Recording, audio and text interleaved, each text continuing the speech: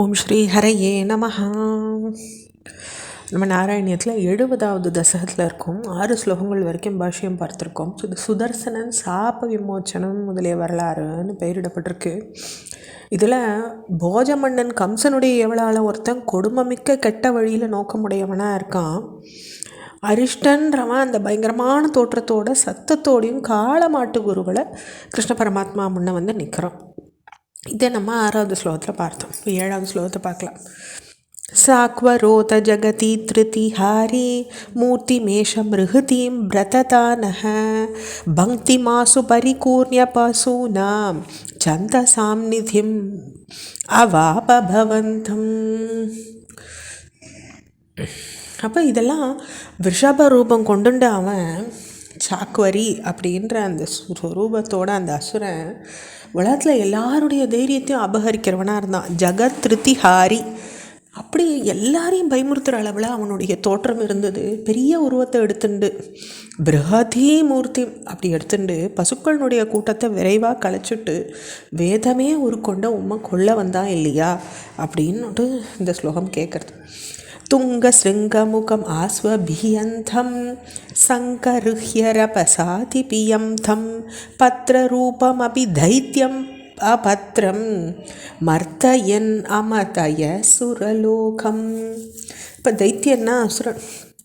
அப்போது வசந்தையான கொம்புகளோட முகம் படைத்தவனும் பயமில்லாமல் விரைவாக எதிர்த்து வந்தவனும் நல்ல ரிஷப வடிவுடையவனாகவும் இருந்து கெட்டவனான அந்த அசுரனை நீர் விரைஞ்சு பிடிச்சி அவனை கொன்று தேவலோகத்தையே மயக்கிட்டேள். அவளுக்கு எல்லாருக்கும் சந்தோஷத்தை கொடுத்துட்டேள். அமதய சுரலோகம். சுரலோகம்னா தேவலோகம், சுரர்னா அசுரர்கள் குறிக்கிற வார்த்தை இல்லை, தேவர்களை குறிக்கக்கூடிய வார்த்தை. அசுரர் சுரர், சுரர்னா தேவர்கள். அப்போ சுரலோகத்தையே நீர் வந்து சந்தோஷப்படுத்திட்டீர் இல்லையா அப்படின்னு இந்த ஸ்லோகம் சொல்கிறது. சித்திரமத்திய பகவன் விருஷகாதாத் சுஸ்திரஜனி விருஷஸ் ஸ்திதி உர்வியாம் வர்த்ததேச விருஷசேதசி பூயான் மோத இத்யபினுதோசி சுரைஸ்துவம். அப்போ பகவானே இந்த ரிஷபாசுரனை நீர் கொன்னீர் இல்லையா, அப்படியே பூமியிலேயே தர்மத்தை நன்னா ஸ்திரமாக ஆயிருக்கு. அது மூலமாக தேவேந்திரனுடைய மனசில் அதிகமான சந்தோஷம் வளர்ந்தது. இது பெரிய ஆச்சரியம் இல்லையான்னு தேவர்களால் நீர் சந்தோஷப்பட்டு துதிக்கப்பட்டீர் இல்லையா. சுரைஸ்துவம், சுரர்கள்லாம் துதிச்சா இல்லையா. ஔக்ஷகாணி பரிதாவத தூரம் வீக்ஷ்யதாம் இஹோக்ஷ விபேதி இத்தம் ஆர்த்த ஹசிதை சஹ கோபைர் கேஹயஸ்துவம் அவவாத புரீஷ. அப்போ இந்த காளையை கொல்றவனாக இருக்கானே பாருங்க, காலக்கூட்டங்களே எட்டி ஓடி போயிடுங்கன்னு பரிகாசமாக பேசுகிற கோபிகைகளோட வீட்டுக்கு திரும்பின நீர் என்னையும் காப்பாத்துப்பா வாதபுரீஷா குருவாயிரப்பான்னு கேட்கிறார். இதோட 70வது தசகம் பூர்த்தி அடைகிறது. ஓம் ஸ்ரீ சுதர்சனாய நமஹ. அடுத்து 71வது தசகம் கேச்சி வதம் அப்படின்ற தசகம். இதில் கேச்சின்றவன் குதிர ரூபத்தினுடைய ஒரு அசுரன். அதனுடைய ஸ்லோகத்தை பார்க்கலாம்.